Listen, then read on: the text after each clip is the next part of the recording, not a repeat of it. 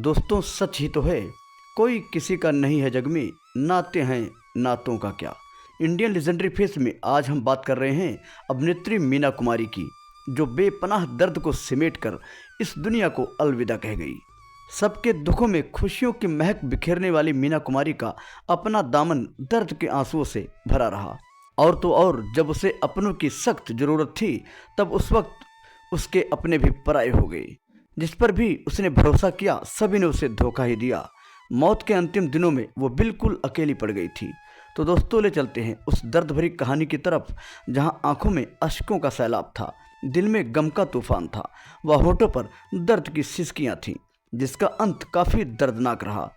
मीना कुमारी का जन्म 1 अगस्त 1933 में हुआ था और 31 मार्च 1972 में उनका निधन हो गया। एक्ट्रेस ने कम उम्र में ही काम करना शुरू कर दिया था। परिवार की जिम्मेदारियों के चलते मीना कुमारी ना बचपन देखा ना जवानी। जब वह सफल अभिनेत्री बन गई तो उन्हें शराब की लत लग गई। मीना कुमारी को पाकीज़ा, साहिब बीबी और गुलाम, आरती, बैजू बावरा, परिणीता और मैं चुप रहूंगी जैसी फिल्मों के लिए आज भी याद किया जाता है। जीवन में इतना सफल होने के बाद भी उनके जीवन के कीमती साल गरीबी और परेशानी में कटे। मीना कुमारी का निधन महज 38 साल की उम्र में हो गया था। उन्होंने अपने जीवन में जिसे भी प्यार किया, अंत में सब ने उनका साथ छोड़ दिया। विनोद मेहता द्वारा मीना कुमारी पर लिखी किताब में उनके बारे में काफ़ी कुछ लिखा है। किताब में ये भी बताया गया है कि जब मीना कुमारी ने एक्टिंग शुरू की, उस वक्त वह केवल 4 साल की थी।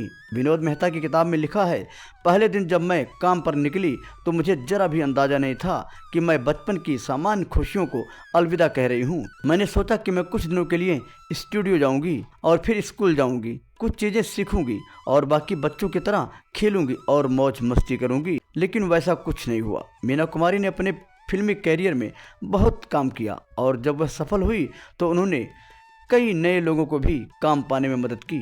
मीना कुमारी लोगों की बहुत मदद करती थी, लेकिन उनके आखिरी वक्त में कोई उनका साथ देने आगे नहीं आया। मीना कुमारी उस समय तक हाईएस्ट एड एक्ट्रेसेस में थी।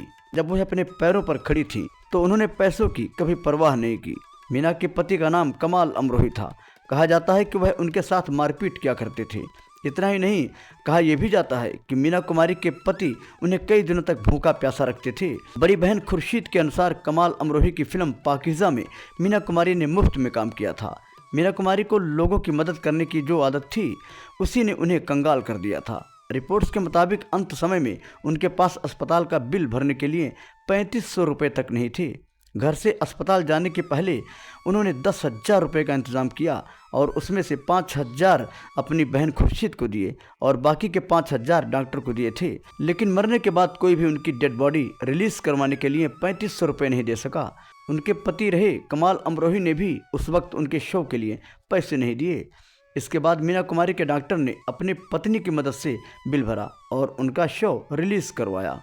कहा जाता है कि बाद में कमाल अमरोही ने वो पैसे अभिनेत्री के डॉक्टर को लौटा दिए थे।